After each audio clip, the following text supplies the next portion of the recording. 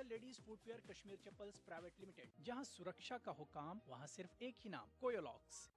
उभरते कश्मीर के अनछुए पहलू, नई सोचो फिक्र, मुनफरिद तहजीब और रिवायात, जिनसे फूट पड़ते हैं कश्मीरियत के रंग।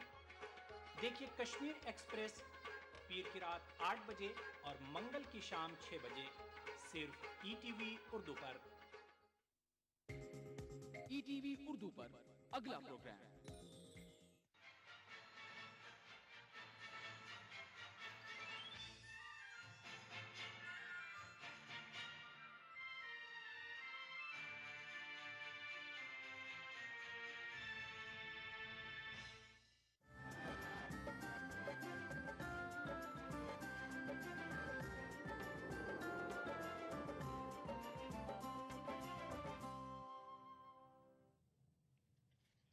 नाज़रीन आदाब, खास बात के साथ मैं हूं हिना। सबसे पहले खास बात की सुर्खियां। हिंदुस्तान को मतलूब हाफिज सईद के निशाने पर राजधानी दिल्ली हाई अलर्ट किया गया जारी।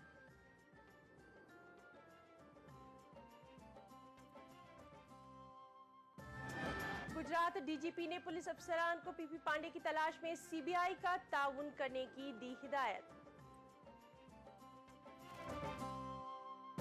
और मोदी के टोपी पहनने से इनकार से मुताल्लिक रज़ा मुराद के बयान पर उमा भारती ने जताया एतराज। रज़ा मुराद ने दी सफाई।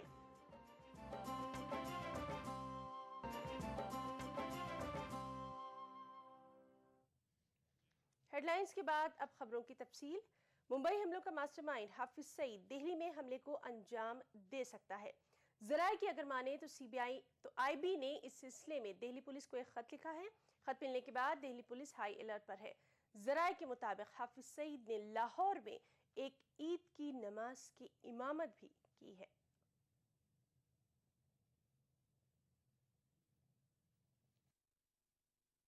मुंबई हमलों का मास्टरमाइंड हाफिज सईद के हमले के मंसूबे से मुताल्लिक खुफिया महकमे की जानकारी की बुनियाद पर दिल्ली पुलिस ने हाई अलर्ट कर दिया है। जराये के मुताबिक खुफिया महकमे ने यौम आज़ादी से कबल दहशतगर्दाना हमले का अंदेशा जताया है।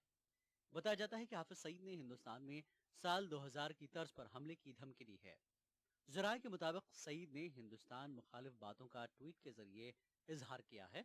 उधर लाहौर में हाफिज सईद ने हजारों लोगों के साथ ईद की नमाज अदा की।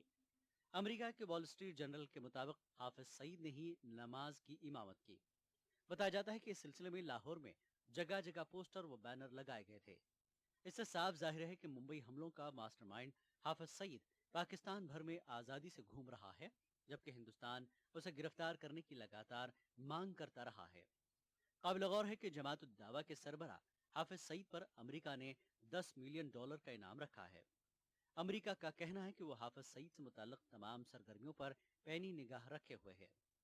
वाज़ेह है कि 26/11 मुंबई हमले के ताल्लुक से हाफिज सईद ने कहा था कि वो पाकिस्तान के एक आम शहरी की हैसियत से कहीं भी जाने को आजाद है। Bureau report, ETV news.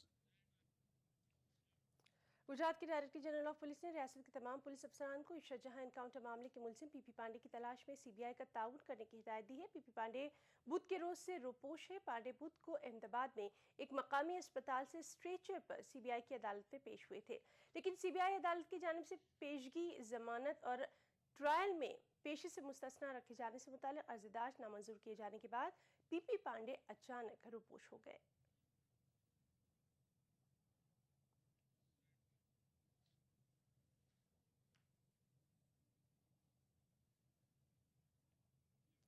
रज़ा मुराद के मोदी की टोपी पहनने से इनकार से मुताल्लिक बयान पर तनाज़ा खड़ा हो गया है। बीजेपी लीडर उमा भारती ने रज़ा मुराद की तनकीद करते हुए कहा कि सी ग्रेड एक्टर अब इतना बड़ा हो गया कि वो अब हम पर तनकीद करने लगा है। उमा भारती ने कहा कि रज़ा मुराद ने मध्य प्रदेश के वज़ीर आला शिवराज सिंह चौहान के बगल में खड़े होकर ये बयान दिया और शिवराज सिंह चौहान खामोश रहे। उमा ने कहा कि वो इस मसले को पार्टी सतह पर भी उठाएंगी। उधर रज़ा मुराद ने जवाब में कहा कि वो उमा की बातों पर ध्यान नहीं देते।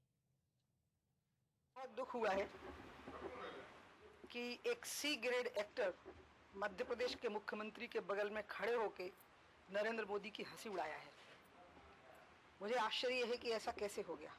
यद्यपि ईद का मौका है, इसलिए कोई भी किसी के साथ खड़ा हो सकता है, लेकिन फिर भी हमारी ही पार्टी के मुख्यमंत्री के बगल में ईद के दिन खड़े होकर के एक सी ग्रेड एक्टर ने घटिया राजनीति की और नरेंद्र मोदी जी का मजाक बनाया है, ये मुझे अच्छा नहीं लगा है और मैं पार्टी के उचित प्लेटफॉर्म पर इस बात को उठाऊंगी। आपने देखिए, इससे वो पता चलता है उनके बारे में कि वो खुद एक C grade has been politician है।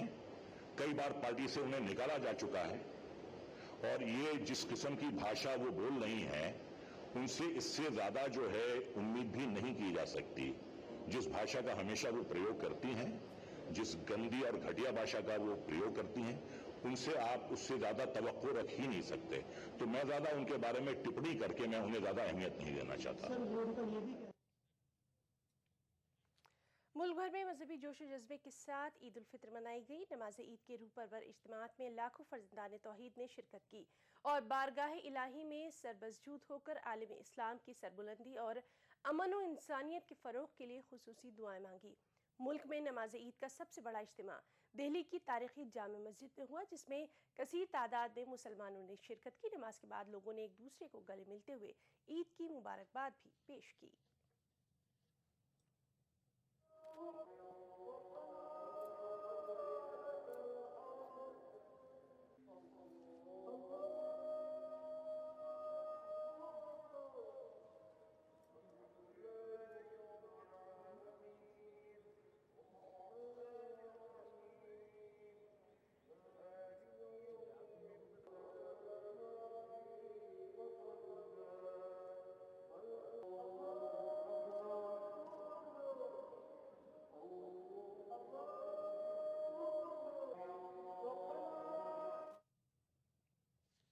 उधर ईद उल फित्र के मौके पर मुंबई में भी काफ़ी तादाद में मुसलमानों ने नमाज ईद अदा की और एक दूसरे को ईद की मुबारकबाद पेश की।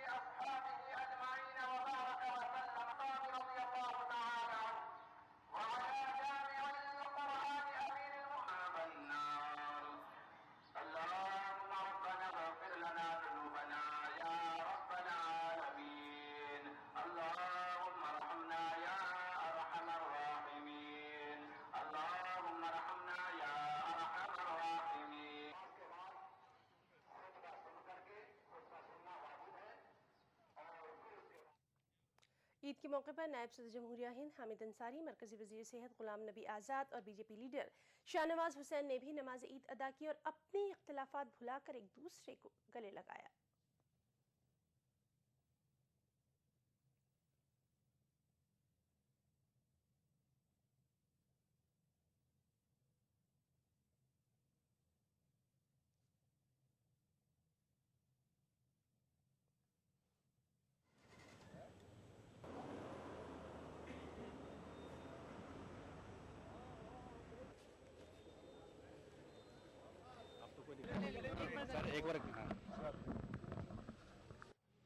और आज सब खुशियाँ मना रहे हैं। यही हमारे मुल्क की सबसे बड़ी खुशकिस्मती है कि हमारे मुल्क में हिंदू, मुसलमान, सिख, ईसाई रहते हैं और सभी त्यौहार हम मिलजुल के मनाते हैं।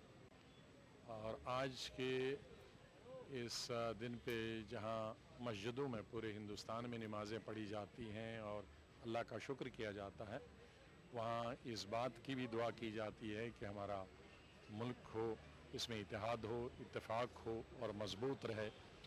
और ये जो खुशियाँ हैं ये हमेशा की तरह हमारे हिंदू, मुसलमान, सिख, ईसाई मिल के मनाएँ और देश को मजबूत करें।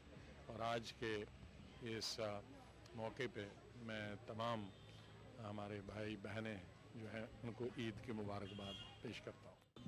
ईद का मुबारक दिन है। रमज़ान के 30 रोज़े के बाद आज का दिन आता है। खुशियाँ मनाने का दिन है, गिले शिकवे दूर करके गले लग जाने का दिन है। मैं ईद की बहुत बहुत मुबारकबाद अपने हमवतन को और अपने आज जिन लोगों ने रोज़ा रखा है, जिन्होंने आज ईद मनाई है, उन सबको ईद की मुबारकबाद देता हूँ। उधर पटना में भी ईद की नमाज बारिश के बावजूद अदा की गई। नमाजियों ने बाद में एक दूसरे को ईद की मुबारकबाद भी पेश की। वज़ीर आला नीतीश कुमार ने ईदगाह पहुंचकर मुसलमानों को ईद की मुबारकबाद दी।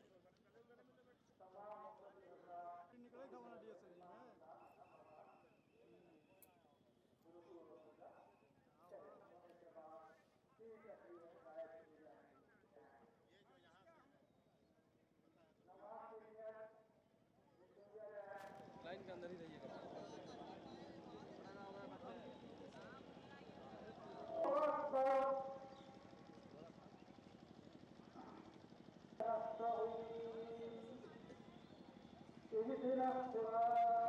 और बिहार में भी खुशहाली आए, जो हम गरीब हैं हमारी गरीबी दूर हो और अपना बिहार भी मुल्क की तरक्की में, मुल्क के विकास में अपना योगदान कर सके।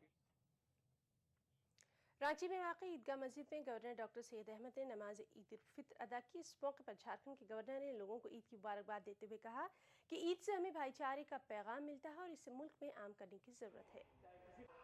बिजनेस कर रहे हैं, तिजारत कर रहे हैं, नाकाम हो रहे हैं, आमदनी की ज़राए कम है, हमारी लड़कियों की इस्लाह फरमा दे, हमारे बेटों की इस्लाह फरमा दे, हमारे नौजवानों की इस्लाह फरमा दे। मुबारकबाद पेश करते हैं बाहरी टोला नौजवान एक दूसरे से गले मिलना, मोहब्बत करना, एक दूसरे के वहाँ जाना और उनको बुलाना, या आज मोहब्बत जानकर और आपस में भाईचारगी का दिन है, इसको बढ़ावा देने की ज़रूरत है। यह हर एक के लिए है, यह आलम इस्लाम के लिए है। लिहाजा हमको और आपको चाहिए कि इसकी पवित्रता को, इसकी पाकीज़गी को बाकी रखें, तो एक दूसरे से जो गिला शिकवा हो उसको दूर कर लें, एक दूसरे से गले मिलें। खबरें भी और भी हैं, वक्त ब्रेक का।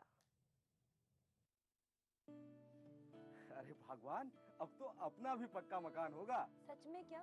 लेकिन कैसे होगा? अरे हमारी राज्य सरकार हम कच्ची बस्ती वालों को पक्के मकान दिलाने के लिए बहुत काम कर रही है। हाँ, किरण की मम्मी भी बता रही थी। राज्य सरकार के प्रयास से केंद्र सरकार ने राजीव आवास योजना के तहत हमारी बस्ती कीरों की ढाणी को देश का पहला पायलट प्रोजेक्ट स्वीकृत किया है। हमारी बस्ती वालों के लिए यहाँ 1104 मकान बन रहे हैं। लेकिन इसके लिए इतने पैसे आएंगे कहाँ से? अरे हमें तो मकान की लागत का केवल 10 से 12% ही देना है, बाकी सारा पैसा तो केंद्र, राज्य सरकार और जेडीए वहन करेगा। अरे वाह, तब तो हम भी अपने पक्के मकान में रह सकेंगे। राजीव आवास योजना किरो की ढाणी में रह रहे लोगों को केंद्रीय, राज्य और जेडीए के सहयोग से पक्की छत मुहैया कराने का एक अभिनव प्रयास, जहां बनेंगे कुल 1104 आवास। जयपुर विकास प्राधिकरण द्वारा जनहित में प्रसारित। कभी छोटी सी शरारत बन जाए आफत और जिंदगी is good. TT innovate, TT is good. Aqualite परिवार की तरफ से आप सबको ईद मुबारक। माहे रमजान और ईद के मुकद्दस मौके पे शेरा कॉमेट की तरफ से आप सभी को बहुत मुबारकबाद।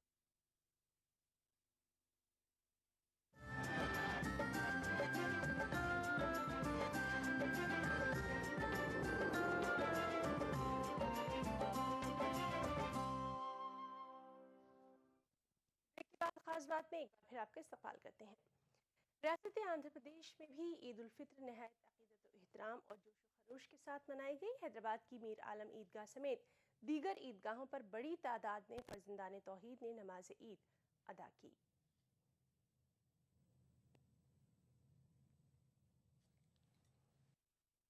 हैदराबाद शहर में ईद का सबसे बड़ा इज्तिमा ईदगाह मीर आलम में देखा गया। लाखों फर्जंदाने तौहीद ने ईद की नमाज अदा की। मौलाना अब्दुल्ला कुरैशी अल अजहरी ने खुतबा दिया। ईदगाह के अतराफ व अकनाफ पुलिस ने वसी तर सिक्योरिटी इंतजाम किए थे।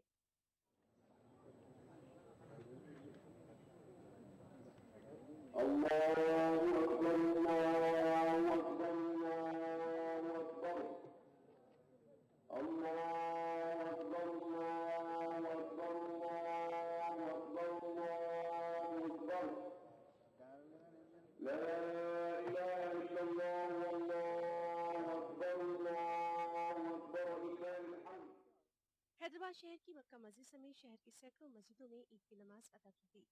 ईद के पेश नज़र पुलिस की जानिब से शहर में सख्त सिक्योरिटी इंतजाम किए गए थे। शहर के चारों सिमत लोग ईद की खुशियों में सरशार देखे गए। ईद के मौके पर ईदगाहों और मसाजिद के अतराफ नूरानी मंजर देखा गया। मुसलमानों ने एक दूसरे से बगलगीर होकर मुबारकबाद पेश की।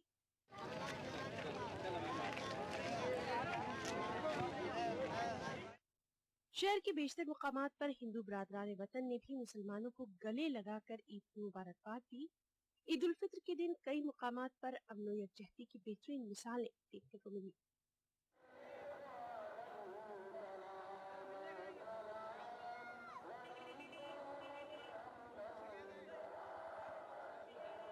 शहर के चारों सिमत ईद के पेश नज़र वसी तर सिक्योरिटी इंतजाम किए गए हैं। City police commissioner Anurag Sharma security इंतजाम का रास्ता तौर पर जायजा लेते देखे गए। अनुराग शर्मा ने मुसलमानों को ईद उल फित्र की पुरखुलूस मुबारकबाद दी। ETV news Hyderabad. और हैदराबाद के अलावा आंध्र प्रदेश के तमाम अजला में भी ईद उल फित्र नहायत अकीदत व एहतराम के साथ मनाई गई।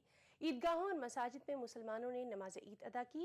मुख्तलिफ सियासी जमातों के लीडरों ने मुसलमानों को ईद की मुबारकबाद दी। पूरी रियासत में ईद के रूह परवर मनाजिर देखे गए। आदिलाबाद जिले में मुसलमानों ने खुशू खुजू के साथ नमाज ईद उल फित्र अदा की। उलमा इकराम ने खिताब किया और मुल्क में अमन व अमान के लिए दुआ की। ईद के इज्तिमाओं में छोटे बच्चे भी देखे गए। बाद नमाज ईद मुसलमानों ने एक दूसरे से बगलगीर होकर मुबारकबाद पेश की। MP राठौड़ रमेश ने ईदगाह पहुंचकर मकामी मुसलमानों को ईद उल फित्र की मुबारकबाद दी।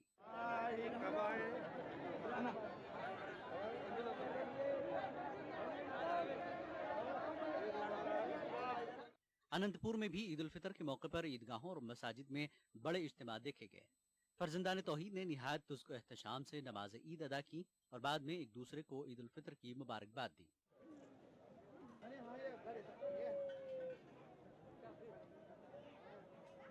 कड़पा में मुसलमानों ने ईद उल फित्र निहायत ही जोशो खरोश से मनाई।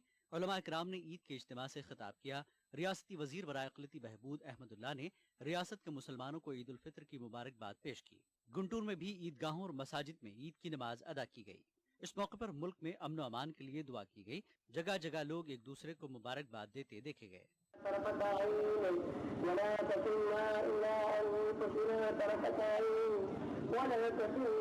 करनूल में भी फर्जंदान तौहीद ने निहायत ही अकीदत व एहतराम से ईद उल फित्र अदा की। शहर के ईद में रियासती वजीर छोटी आपाशी मुसलमानों को ईद की मुबारकबाद पेश की। हिंदू बिरादरी के अफराद ने भी मुसलमानों के साथ नेक तमन्नाओं का इजहार किया।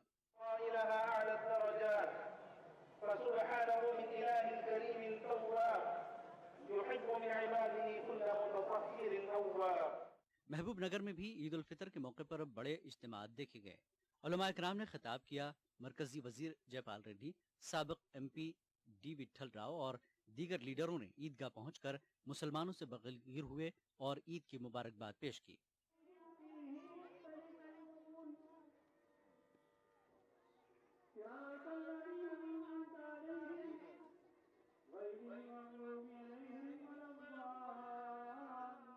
रियासत के दूसरे बड़े शहर विशाखापट्टनम में भी मुसलमानों ने ईद उल फित्र खुशू खुजू के साथ अदा की। इसी तरह रियासत के दीगर अजला में मुसलमानों ने ईद उल फित्र निहायत ही जोशो खरोश से मनाई। जगह जगह रूह परवर मनाजिर देखे गए।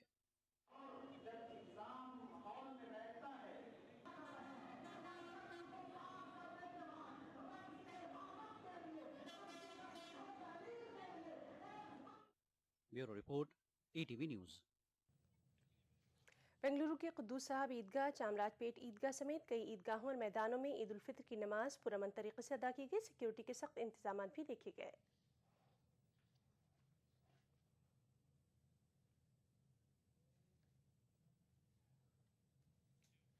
उधर वादी कश्मीर में नमाज ईद का सबसे बड़ा इज्तिमा ईदगाह श्रीनगर में मुनक़िद किया गया। यहाँ पर हज़ारों की तादाद में फर्जंदान तौहीद ने नमाज ईद अदा की और एक दूसरे को ईद की मुबारकबाद दी।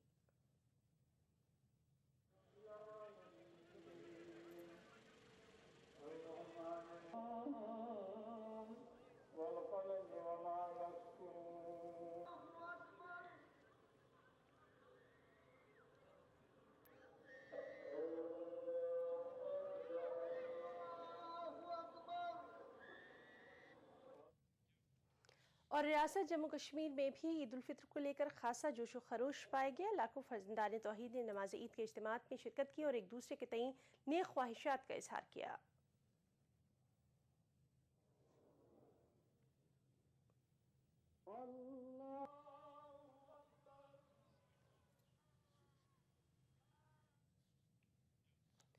और जम्मू कश्मीर के किश्तवाड़ में दो ग्रुपों के बीच तसादुम में कई अफराद के जख्मी होने के बाद इलाके में कर्फ्यू नाफिज कर दिया गया। किश्तवाड़ में हालात पर काबू पाने के लिए फौज और इजाफी सिक्योरिटी फोर्सेस को तैनात कर दिया गया है। इत्तलात के मुताबिक कलीद इलाके में किसी बात पर दो ग्रुपों के बीच तसादुम हुआ, जिसके बाद दोनों ग्रुपों ने एक दूसरे पर पथराव किया। बताया जाता है कि इलाके में मुश्तइल हुजूम ने 10 दुकानों और चंद रिहायशी मकानों और कुछ गाड़ियों को नजर आतिश कर दिया। तसादुम के बाद इंतजामिया ने इलाके में कर्फ्यू नाफिज कर दिया। इसी दौरान किश्तवाड़ में जख्मी हुए एक शख्स ने दम तोड़ दिया है। रियासती हुकूमत ने मामले की आला सतह की जांच का हुक्म दे दिया है।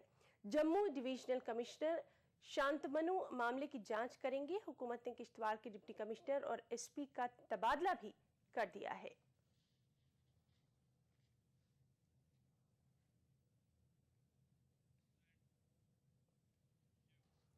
जयपुर में भी ईद उल फित्र के मौके पर रूह परवर मनाज़िर देखने को मिले। लाखों की तादाद में मुसलमानों ने नमाज ईद अदा की।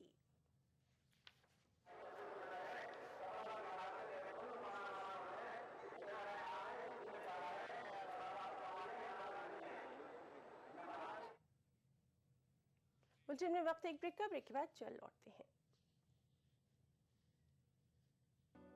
आने में कोई दिक्कत तो नहीं हुई? अरे नहीं भाई साहब, परेशानी किस बात की। उल्टे घाट की गुणी सुरंग से गुजरते हुए मन उत्साह और रोमांच से भर गया। पहाड़ों को काटकर जेडीए ने कितना सुंदर रास्ता बनाया। पहले तो घाट की गुणी के सकड़े रास्ते से रेंगते हुए आना पड़ता था और भारी ट्रैफिक के कारण डर भी लगता था। इतना ही नहीं, सुरंग परियोजना की विश्व स्तरीय गुणवत्ता को देखते हुए इसे इस बार विश्वकर्मा अवार्ड 2013 भी मिला है। अच्छा, तब तो इसे राज्य सरकार का ऐतिहासिक फैसला ही कहा जाएगा। इस फैसले से और भी फायदे होंगे। सुरंग बन जाने से गुणी के सकड़े रास्ते से यातायात को राहत तो मिली ही है, वहीं गुणी की पुरा संपदा को पर्यटन की दृष्टि से विकसित भी किया जा रहा है। और हाँ, इसके बन जाने से उत्तर पूर्व का जयपुर का रुका हुआ विकास फिर से गति पकड़ने लगा है। भाई वाह, मान गए। अब तो जयपुर को विश्व स्तरीय शहर बनने से कोई नहीं रोक सकता। बिल्कुल ठीक। एक्वालाइट परिवार की तरफ से आप सबको ईद मुबारक।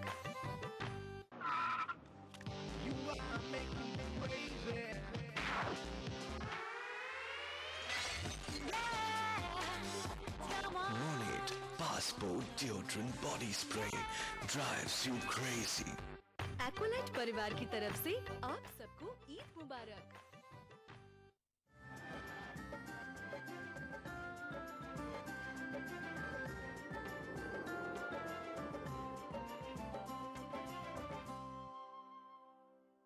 ब्रेक के बाद खास बात में एक बार फिर आपका इस्तकबाल करते हैं। जिद्दा में वाक़ इस्लामिक डेवलपमेंट बैंक हिंदुस्तान में अपने मंसूबों और प्रोग्रामों की तकमील के 25 साल मुकम्मल करने जा रहा है। बहैसियत गैर रुकनी मुल्क हिंदुस्तान में बैंक ने अब तक तकरीबन 450 तालीमी इदारों, हॉस्टल्स और अस्पतालों को कायम करने में अपना ताउन दिया है। नाज़रीन, पेश है हिंदुस्तान में इस्लामिक डेवलपमेंट बैंक के नेशनल कन्वीनर जफर जावेद का ये बेहद खास इंटरव्यू।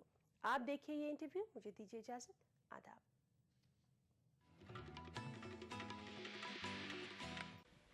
नाज़रीन, इस्लामिक डेवलपमेंट बैंक जिद्दा के हिंदुस्तान में नेशनल कन्वीनर जनाब जफर जावेद साहब हमारे साथ मौजूद हैं। हम इनसे जानने की कोशिश करेंगे कि इस्लामिक डेवलपमेंट बैंक जिद्दा हिंदुस्तान में किन किन प्रोग्राम्स को चला रहा है। जफर साहब, सबसे पहले हमें ये बताएं कि जो इस्लामिक डेवलपमेंट बैंक है ये किस मकासद के तहत क़ायम किया गया था? जी, ये जो ऑर्गेनाइजेशन ऑफ इस्लामिक कंट्रीज़ हैं, ये कुछ 52-53 ममालिक, इनका एक इंटरगवर्नमेंटल बैंक है ये। और इन ममालिक को जो है, जो OIC के मेंबर हैं वो IDB के भी मेंबर होते हैं। और इस तरह इन 53 ममालिक में जो इंफ्रास्ट्रक्चर का काम होता है या जो बहुत लार्ज बिग फंडिंग होती है, जैसे रोड्स, हाईवेज बनाना है या डैम्स बनाना है, पावर प्रोजेक्ट्स बनाना है, कोई इरिगेशन प्रोजेक्ट्स हैं जहाँ पर सरमाया बहुत ज़्यादा लगता है, उनको जो है आपस में एक दूसरे को जो है मदद करने के मंशा से ये इस्लामिक डेवलपमेंट बैंक क़ायम किया गया और इसका हेड ऑफिस जद्दे में है और पूरे मुस्लिम ममालिक जो है इसके रुकन हैं।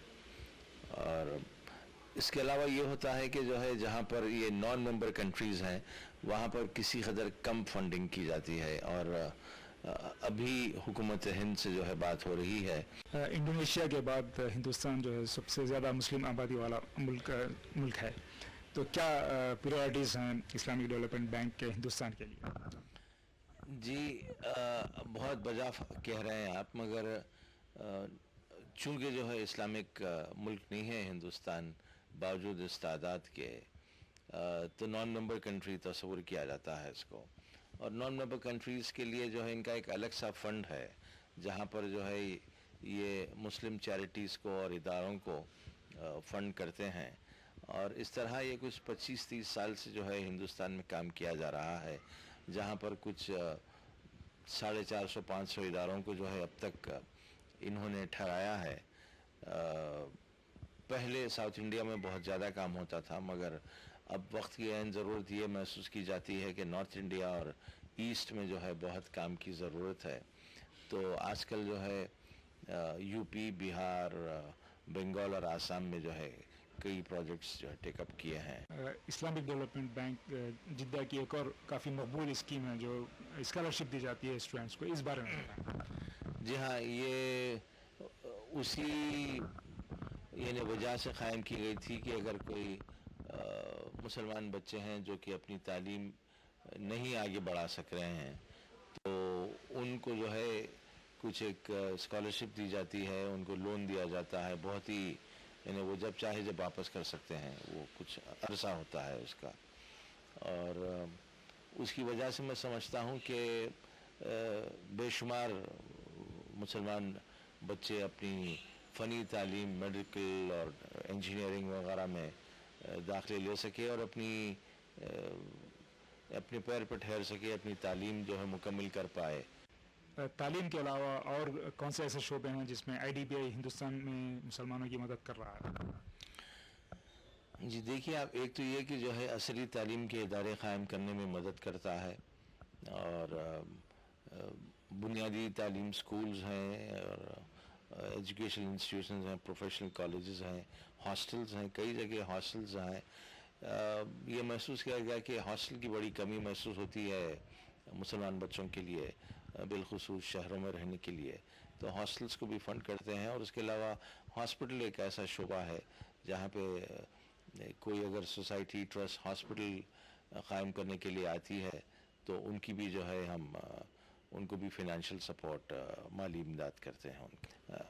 और एक चीज़ एक बहुत अहम जो IDB करने जा रही है हिंदुस्तान में, वो ये है कि औक़ाफ़ की जायदादों पर अगर कोई डेवलपमेंट करना चाहता है तो उसकी फंडिंग, और ये यानी गैर मामूली कारनामा हो सकता है ये, क्योंकि अगर कोई ऐसी सोसाइटी है, ऐसी ट्रस्ट है या ऐसी औक़ाफ़ की कमेटी है जो कुछ यानी इमारत को यानी प्रॉपर्टी को डेवलप करना चाह रहा है, उसको जो है हम चाहेंगे कि वो IDB से जो है राब्ता क़ायम करे और हम काफ़ी बड़े पैमाने के ऊपर इस किस्म की फंडिंग करने जा रहे हैं। और मिनिमम यानी अगर 10, 12, 15 करोड़ की भी अगर ज़रूरत पड़े तो ये फंडिंग इसकी की जा सकती है। और सबसे खुशाइन बात यह है कि बहुत ही कम रेट ऑफ इंटरेस्ट के ऊपर इसको लोन दिया जाएगा। अगर मैं कोई इदारा हूँ तो किस तरह जो है इस्लामिक डेवलपमेंट बैंक को जो है अप्रोच हुआ जाए? जी, हमारी एक वेबसाइट है IDB इंडिया के नाम से, तो उस वेबसाइट के ऊपर जो है हमारे सारे तफसीलात लिखे हैं और हमारा एप्लीकेशन फॉर्म भी जो है उस पर फराहम है। और हमारा दफ्तर यहाँ हैदराबाद में है, तो हैदराबाद के दफ्तर को अगर फॉरवर्ड करते हैं तो यहाँ पर हम रहनुमाई भी करते हैं कि जो है किस तरह अप्लाई किया जाए। यानी मैं समझता हूँ कि कोई इदारा हिंदुस्तान में कम अज़ कम नहीं है जो यानी ग्रांट के तौर पे देता है, यानी ये जो पैसा है आपको वापस करने की भी ज़रूरत नहीं होती है। ये इमदादी प्रोजेक्ट है आईडीबी का, तो इस पर कोई